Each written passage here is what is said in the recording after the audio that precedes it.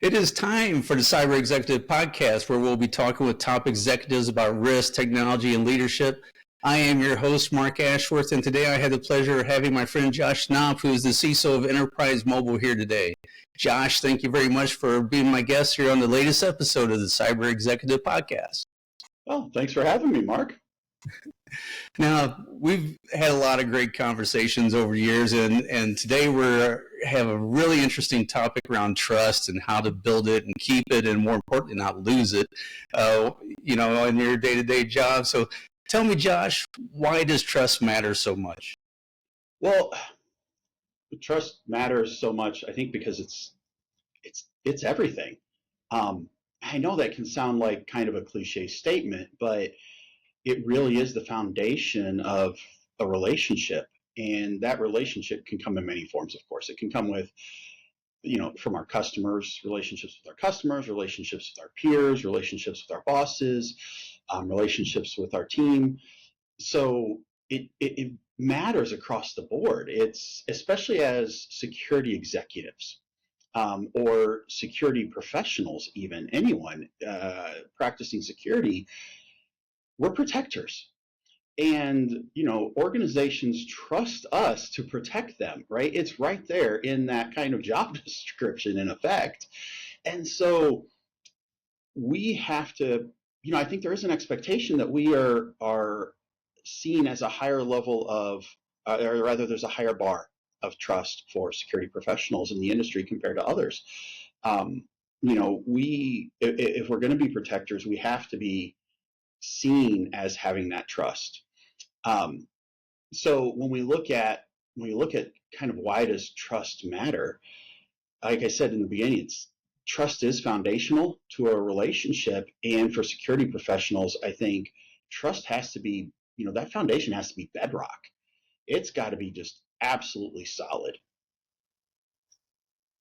Yeah, I agree. It's a key component, and I think there's different layers of trust too in there. You have the trust as the organization, you have the trust and the integrity of the individual that you're going to make the right decisions whenever it comes time to protect the business, and that's what we're here for, right? Is to protect the business. So, yeah.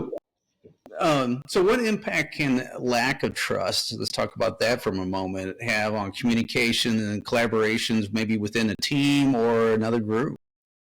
Well, without trust, everything kind of falls apart, right? So, also, I think it's worth calling out that trust comes in different forms or different domains, perhaps, right? I might trust somebody to do, effort Y, but not effort Z, for example. So, an example of that is, people can trust me to give them good security advice. That's my job. Do you want to trust me to guide you on how to climb Mount Everest? No, you don't want that, right?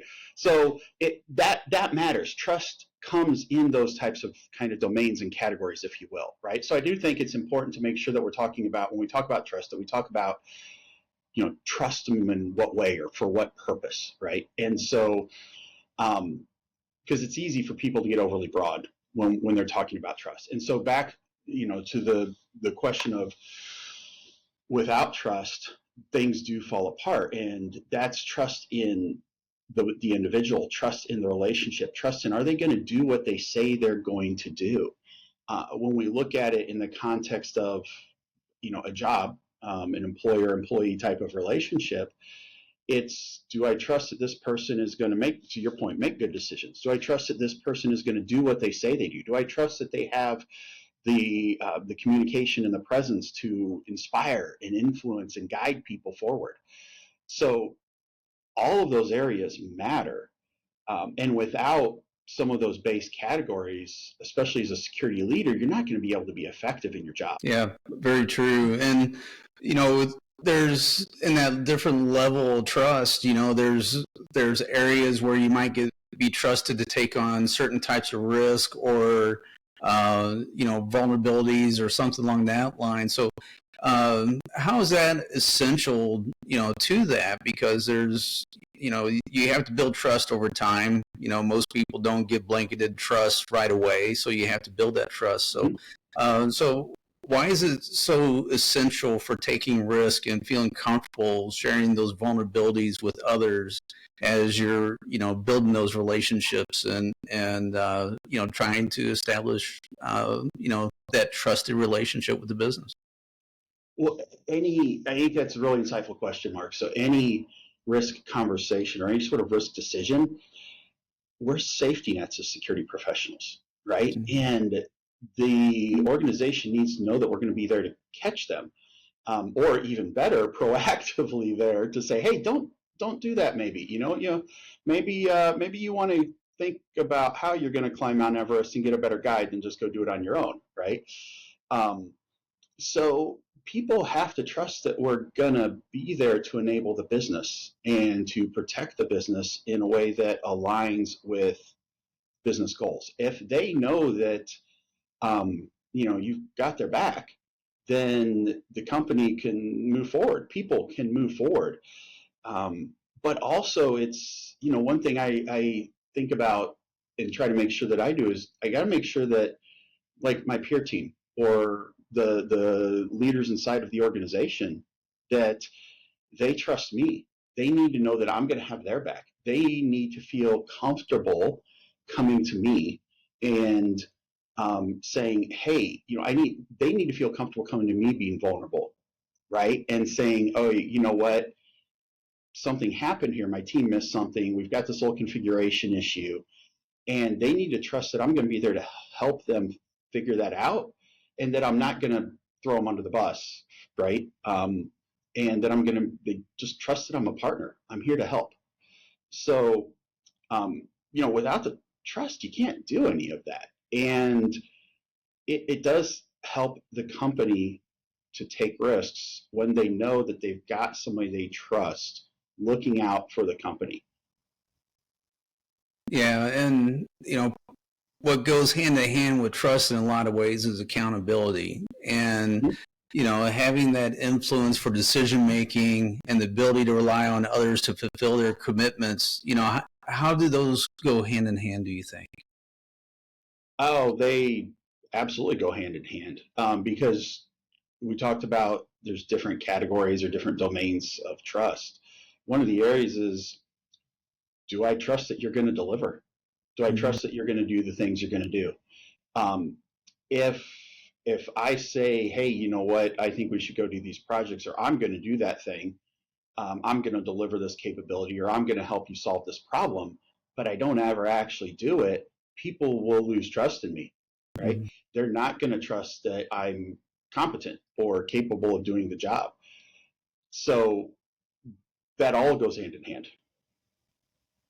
Yeah, and we touched on this a little bit, but already, but on trust between colleagues and even clients for that matter, how can it help with increasing productivity and customer loyalty? I know Enterprise is a huge brand, and so trust with customers is critical. Just same way financial, First Bank and taking care of people's money. So how does that go hand in hand with increasing productivity and then also building customer loyalty?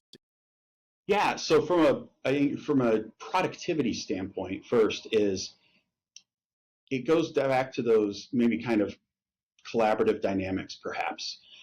If your peer group, if the organization trusts that you're competent, trusts that you're going to deliver, and trusts that you're going to be open-minded, I'm reminded of a quote, seek to understand, or be curious, not judgmental. Either one of those works. And there is having that kind of attitude of demonstrating that you can be trusted in earning. I mean, trust is earned. I know people like to say, and I sometimes like to say, trust is built, but trust is earned. People Mhm. have to give you trust, right? You have to earn that. And by demonstrating that, you can facilitate rather productivity inside of the organization, because you're not going to be seen as a roadblock. People will see that you're there to help. People will then want to come with ideas. People will know that you're going to do your part of an effort. And that means that they don't have to step in, right? If they trust that, hey, you know what? I know that this person has this project, they're going to deliver that capability, and it's a dependency for my project, then they don't have to micromanage that to get their project done. They know you're going to do your part. So I think there's a lot of aspects there with trust and being able to deliver and enabling productivity inside of an organization. From a customer relationship standpoint, there's some similarity there.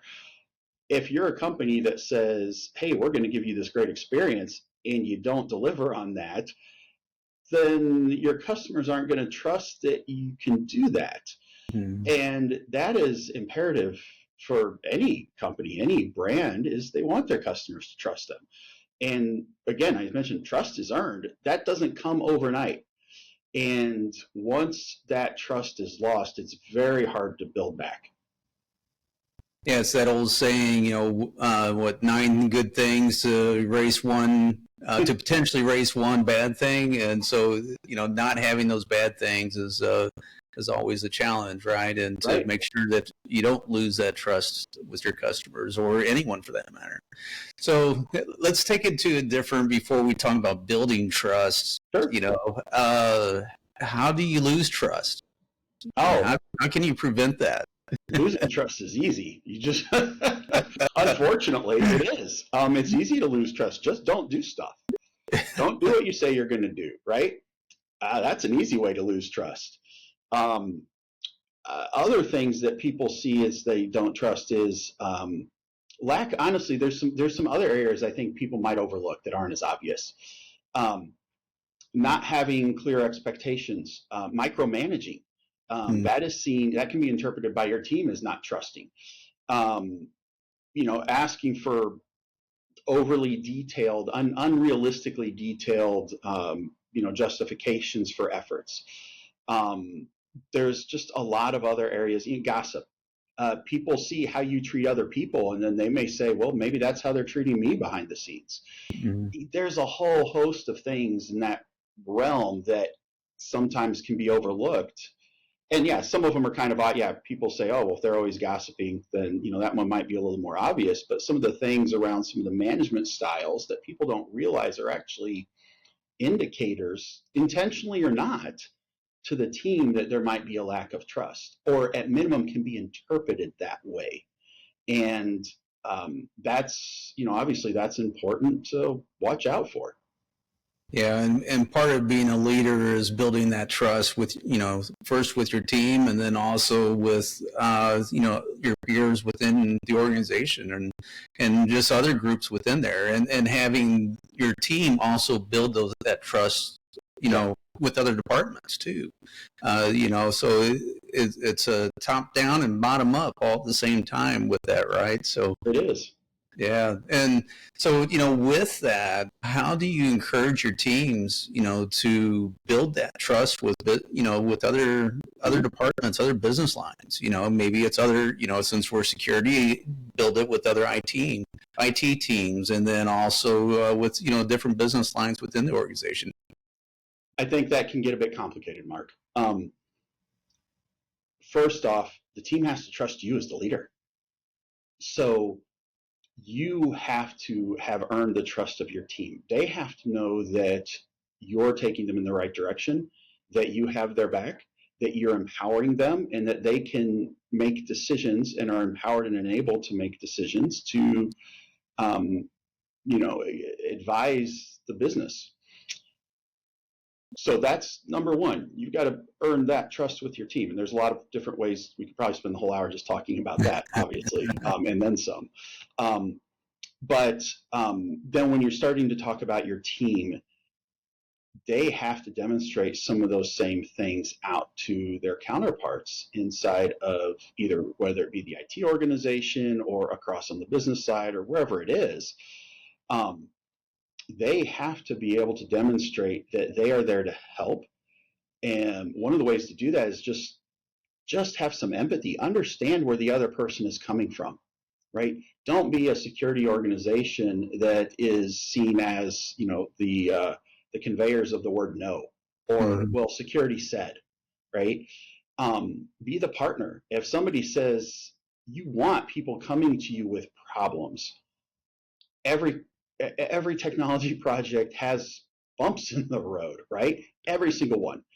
And so it's okay for those IT teams, for example, to come to the security team and say, hey, we've got a challenge. We don't know how to solve it. That's awesome. That means that there's trust. That's one of the ways that you're seeing that trust is being demonstrated. That gets earned by the security team in this case, going and having some empathy. What are you trying to do? Let me understand what your goal is. How can I help you solve that? Let's work on this together. Let's put a presentation together and take it to your boss, right?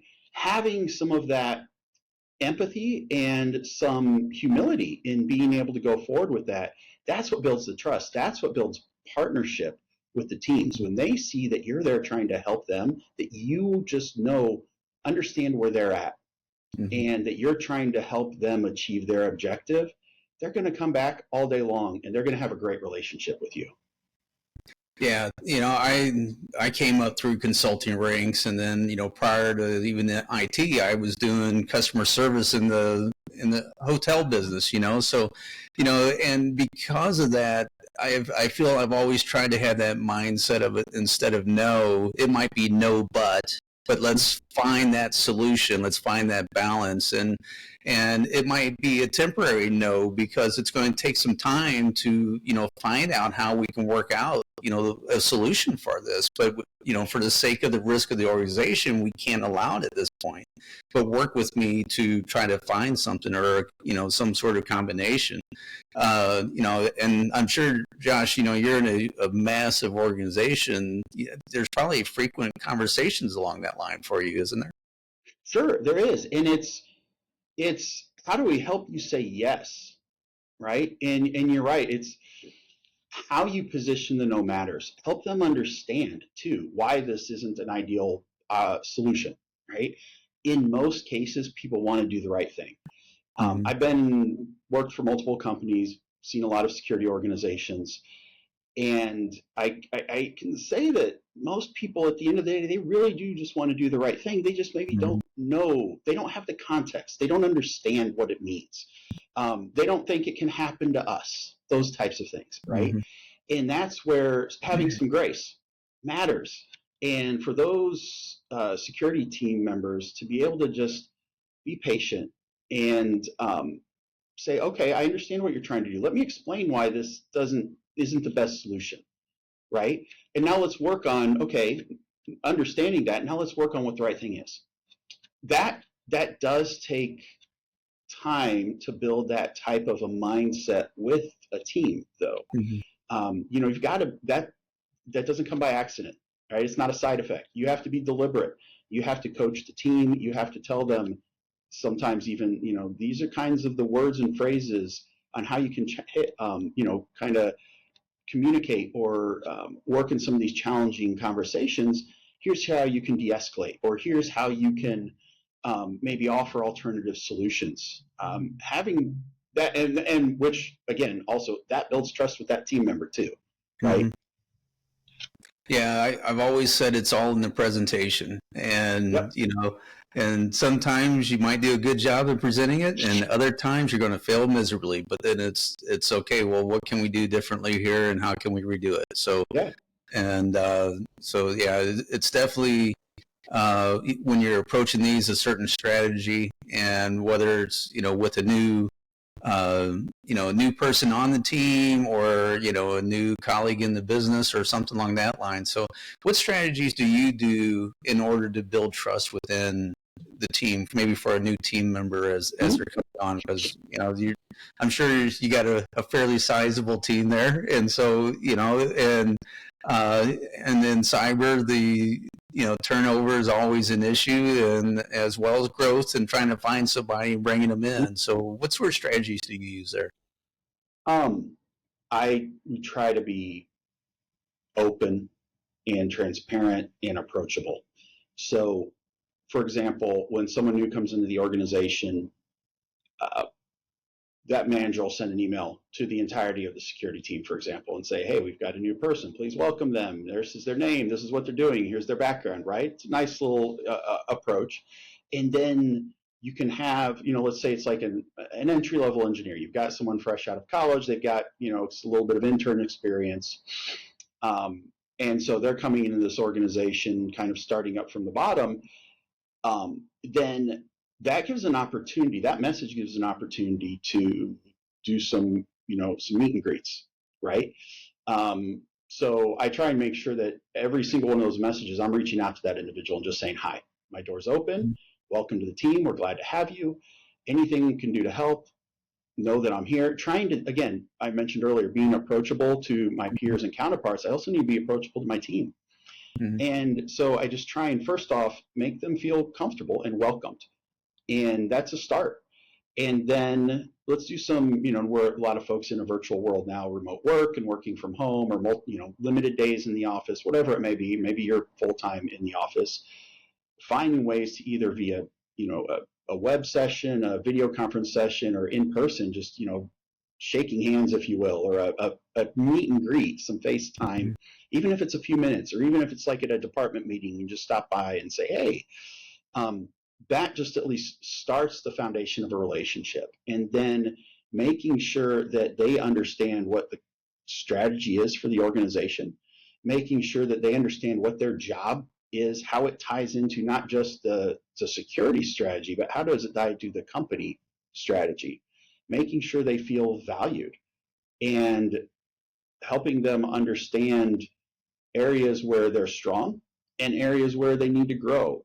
Sometimes people have, at least in my experience, I've seen people sometimes have problems on some of that coaching side of the house because they feel, a manager may not want to hurt the person's feelings or such, but people actually crave that feedback, and that builds trust. When you tell somebody, if you're always telling somebody they're perfect, they know they're making mistakes.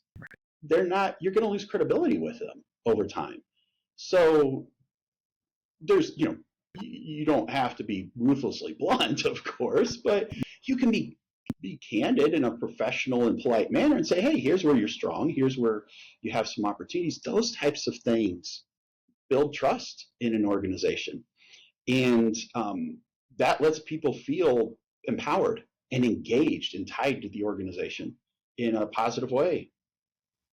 Yeah, having those regular conversations with, direct reports or even skip sessions and those sort of things, I started doing that probably 10 to 15 years ago. And as soon as I did, I think the level of trust between myself and the team, and just even within the others, just went up to another bar. And just having those those frank conversations instead of the annual review where you find out, oh, well, you didn't do something 6 months ago, and it's like, well, why didn't you tell me about that then? I could have corrected that behavior then instead of now. And so I think that's one of the a good trait for a good leader is to be able to have those conversations and do it in an empathetic way, and not be mean about it. Randy Raw and myself, in a previous episode of the Cyber Executive, had some really good conversations around that and how to do that. And so, if you're listening to this now, go back to episode 2 and hear a great conversation here. But, all great things here. So, one of the things, we kind of talked about, losing trust and then building trust. But, if you do have a misunderstanding with a colleague, what's some tips to help rebuild that trust after a misunderstanding? Own it. That's the easiest thing. Own it. It can be tough. It takes some courage sometimes, but you've got to, in those scenarios, you just got to hit it head on and just face it. I had an experience, it was actually last year, end of last year, where I lost some trust actually with some of my folks on my team by accident, and not intended. I had sent an email that we all get busy. I sent an email to someone in a hurry, and to a few folks, and it got misinterpreted. What I had said was misinterpreted because I was in a hurry crafting my message. And I noticed that people are, that group was starting to act a little odd with me. And so, I talked to one of them, said, hey, what's going on? Like, those things aren't feeling right. And then somebody said, well, Josh, that email you sent, I'm like, I truly didn't even know what they were talking about. I'm like, what email? Like, what do you mean? And then they told me, and I was like, oh, I get it. And so in that case, what I did is I actually took that email and I reread it, and I said, yep, I can see why they thought what they did in my message. And I actually meant like the exact opposite.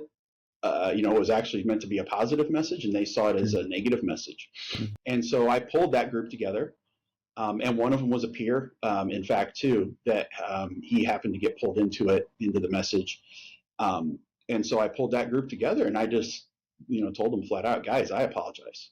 I said, I see this, and I just explained it. I owned it, hit it head on, said, and had the empathy. I tried to put myself in their shoes too when I took the message and I reread it, and I said, well, if I'm them, how am I reading this? And that's when it's like, oh, yeah, that makes sense. And so I told them, I'm sorry, you probably felt like this and that, and I understand why that's bad, and that wasn't my intent, guys. And I explained what I was trying to say, and then they saw that the words actually did say what I was trying to say, but it was poorly communicated. And we'd all do that, right? You're in a hurry, you send an email, it could have been a quick phone call. I'm guilty of, I've done it, and I've told my team, guys, sometimes the phone call is the best way to do it, or an in-person, message or something like that. And I'm not perfect. But like I said, I just owned it with them, and I sat down in front of them and said, guys, I'm sorry, like this wasn't my intent. And that went a long way in rebuilding trust with them. And I had to earn that back. They're a little gun shy for a little bit. And so I had to, be careful, give them some space, and just make sure that I was working to earn that trust back. And I think I've done that. I think it's water on the bridge now. It's been joked about a time or two, so I think we're good. But it was unfortunate because they're members of the team that I really value significantly too. And so, and it wasn't like a crushing blow type of thing. It was just, it eroded trust. And like we said earlier, you said 9 good things, 1 bad one, chipped away at it. It chipped away at it in a meaningful way. And so it took a while to re-earn that from them. So that's what, if you have a misunderstanding or if something breaks down, you're going to make a mistake. If you say you're going to do something, maybe you get busy, you totally forget about it. Or it doesn't go the way you planned. You just got to own it. It demonstrates integrity. And that's what trust is about. So by owning it, by stepping up and saying, and demonstrating to people that you're going to do better or that you are doing better, right? People only believe words for so long. They follow, they're going to check your actions out and see if you're living what you're saying. Yeah, the written word is so challenging because how I might read it as I've written it is totally different on how you could read that same, that same paragraph or that same sentence. And it's so easy to think that you're saying one thing, and then after you step back and look at it, you're just like, okay, I can see how I totally misinterpret, or how this can be interpreted a different way than what my intent was. And you're right, you just got to own it and just say, hey, this is not how this was supposed to have gone. And, and so, how can we fix this? So, we're both in cyber, and trust is there. So how can a company build and maintain, how can cyber help a company build and maintain trust with their customers?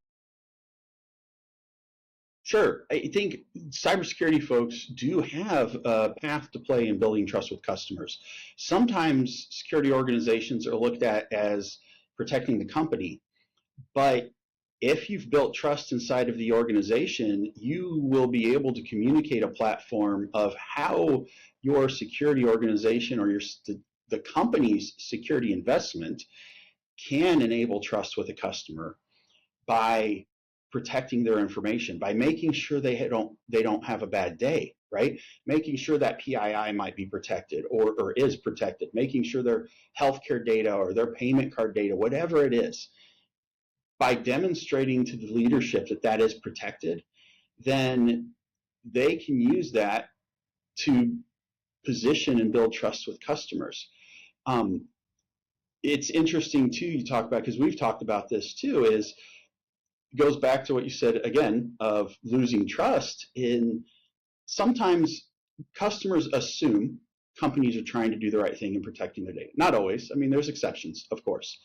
But day to day, retail, grocery stores, hotels, whatever it may be, and customers vote with their dollars when a company's had a bad day. And then it takes time for that company to rebuild that trust. So the best thing to do is try not to lose that trust in the first place. And that's when security professionals start to look at it with that lens, that they're not just there protecting the company, they're helping the company protect and build trust with their customers. It seems subtle, but it is, and it's not just a play on words. That is a shift that's a different type of security posture. It's a different kind of approach. Then you get to start having business enablement conversations.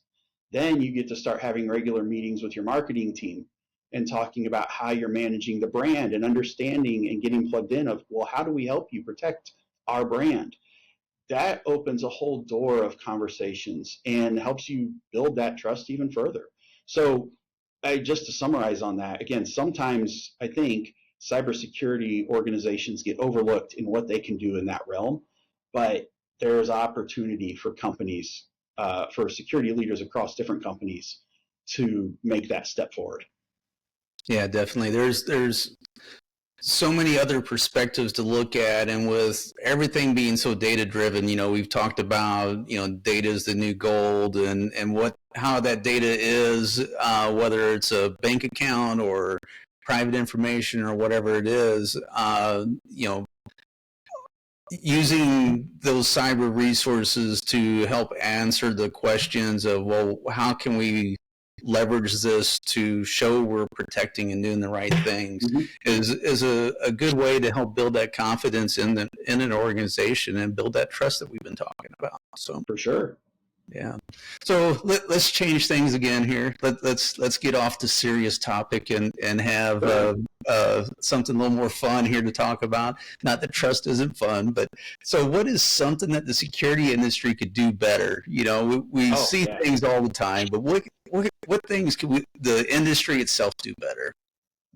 The first thing that comes to mind, and you touched on this early on in the conversation, is around retention and employee development. I think those are a couple of areas that the cybersecurity organizations can do better in general. Is a couple challenges I hear, and I think you and I have even talked about this in the past, is like communication. That is a skill set that is becoming more and more important in with cybersecurity folks, being able to have those abilities to communicate up, to communicate to the business.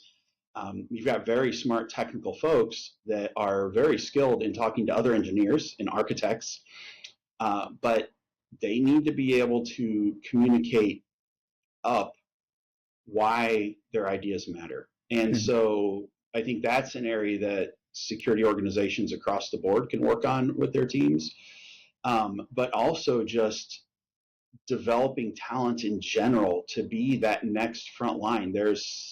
And you can look at all sorts of stats that show the shortage in cybersecurity talent that's out there in the world. Like, where's that pipeline going? And, there's a lot of colleges that are starting to work on things, but you got to get kids interested in coming to college. how do we position the security field as more, and I know those of us in it know, it's more than just like, people trying to hack into things, right? There's multiple domains of expertise required, Mhm. and how do we get people to understand that there's a breadth of opportunities and a breadth of career paths in the security space, and helping people understand, helping kids and children understand when they're in even high school or earlier, that path is exciting and interesting. It can be very fulfilling. It ties in with various, STEM type of initiatives. I just think there's more room there to grow, and how we can help build some of that new talent pipeline across the board. Yeah, I've had lots of conversations with people on this, and I've always said that if they have a passion about it, I could teach them the security of it. Right. And Yeah. so if they understand even the basics of technology and is willing to learn and passionate to learn and passionate to be challenged about something, because your cyber is such a challenging field that changes so frequently. And if you're willing to do that, I can teach you the security component of it, and with that, you're going to have a great career, and you're going to go far. And that's, in interviews, that's what I'm looking for. Are they just sitting there? Are they just doing their stuff, or are they passionate, learning constantly, and trying to stay abreast of what's going on? And that's key in this field. So It really is. And it's, we've talked about that internally too, is what are the behaviors? What is the mindset that makes a good security professional? Whenever we have those kind of conversations and we're looking at a new role, like, oh, okay, we need a new architect here, a new engineer. Okay, what are we looking for? What makes that type of a skill or a role good? What skills do they need? It's not, the 5 years of experience, the formal college degree in cybersecurity. Those things aren't always at the top of the list. In fact, frequently they're not at the top of the list. It's these other behaviors. And you're right. If you find somebody that has the right mindset, that is coachable and teachable, then that's where it's at all day long. And so on that front, then I'd say to other security leaders is have a structured development program, have an education program that you can put people through when you find those types of candidates, and have the willingness to take a leap of faith sometimes on some of those folks. I know that can be hard for risk professionals, especially, and especially when we're in a conversation about how trust is earned. But that's where our future security pipeline, so much of it is going to come from that type of a space. Yeah. And even taking someone from another area of the business that maybe understands the business side of things, and then teaching them to think risk. I mean, that's, some of my better employees, especially on the fraud side, that's where they come up from, is from the business side, because they understand the business component. Now you get them to thinking, okay, you did this, this, and this all these years. What's the risk of that? And then they go, Right.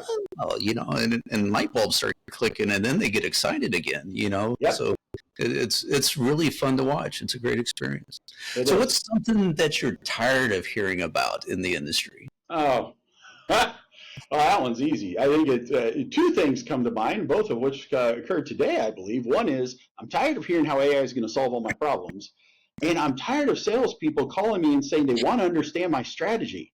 Like, come on, people, you can do better than that, right? But seriously, though, the AI thing, it's just some of that still needs to make. I think everybody's seeing that a lot of the early adopters of some of the AI technologies that really went all in are finding they're in a bit of this trough of disillusionment, right? Where they're finding that some of these LLMs aren't quite doing what they thought they'd do.